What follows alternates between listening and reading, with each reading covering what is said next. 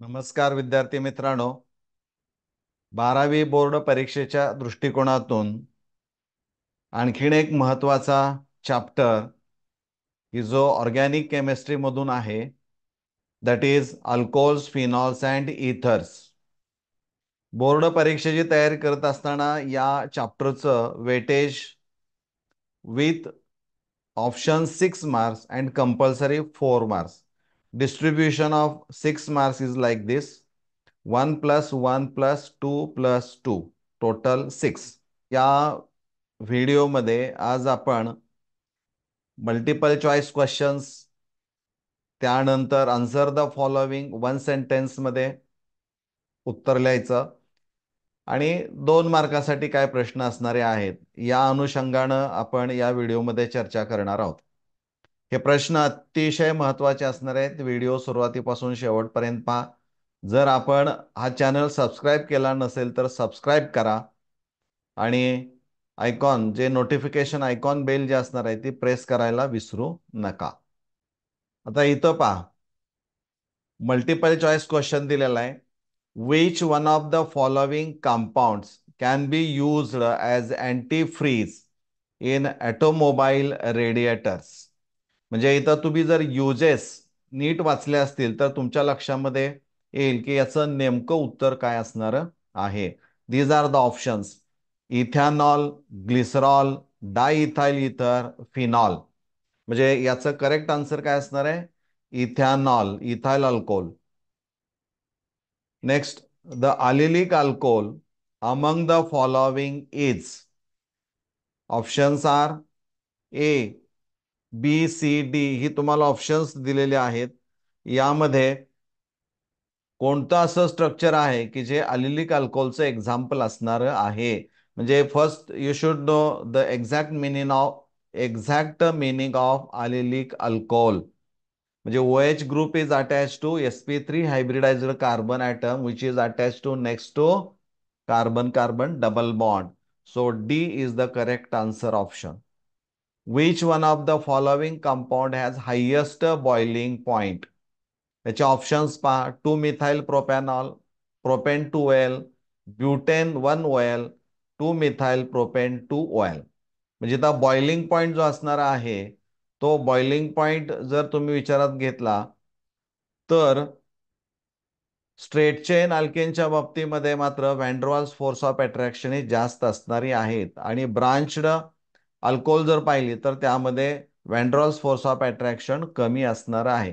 त्यामुळे इथं स्ट्रक्चर जर तुम्ही डोळ्यासमोर घेतलं तर लॉंगेस्ट चेन इथं असणार आहे ब्युटेन 1OL. त्यामुळं सी चं करेक्ट आन्सर इथं असणार आहे.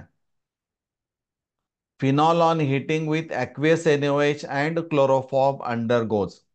ही जी रिॲक्शन आहे ती फार महत्वाची रिॲक्शन आहे. फिनॉलची रिॲक्शन ॲक्वियस NaOH आणि क्लोरोफॉर्म बरोबर असणार आहे.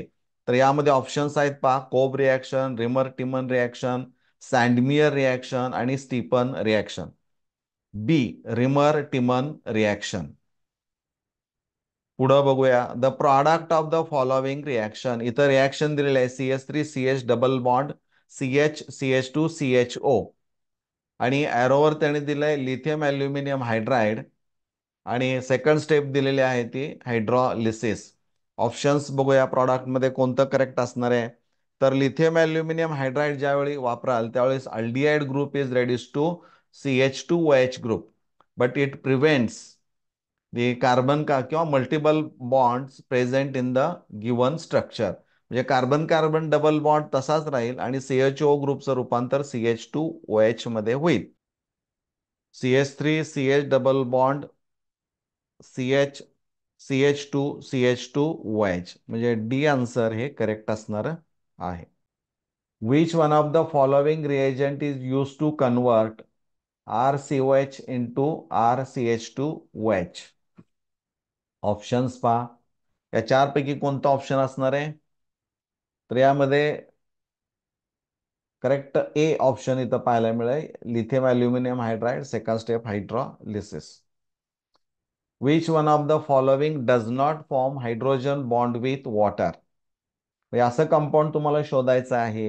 You have to select such a compound which does not form hydrogen bond with water, म्हणजे तो पोलर नाही तर नॉन पोलर कंपाऊंड असणार आहे. B is the correct answer, propane. नाव आन्सर द फॉलोविंग, एक मार्कासाठी असणार आहे, एका ओळीमध्ये उत्तर लिहायचं आहे. Write the structure of phloroglucinol, म्हणजे फ्लोरोग्लुसिनॉलचं स्ट्रक्चर तुम्हाला माहित पाहिजे. तर इथं बेन्झिन रिंगला तीन ओ एच ग्रुप असणार आहेत, म्हणजे benzene 1,3,5 triol is the correct structure त्याचं असेल.